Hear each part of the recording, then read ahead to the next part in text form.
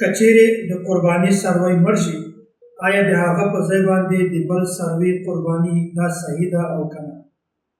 نو په دې کې لږ تفصیل ده. اوله خبره خو دا ده که چېرته د قرباني کولو کس دا غریب وي او دی بیا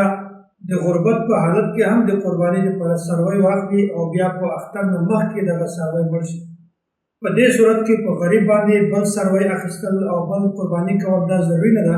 بلکې د غریب څاري نه دغه قرباني ساقطه شو، ختم شو بس.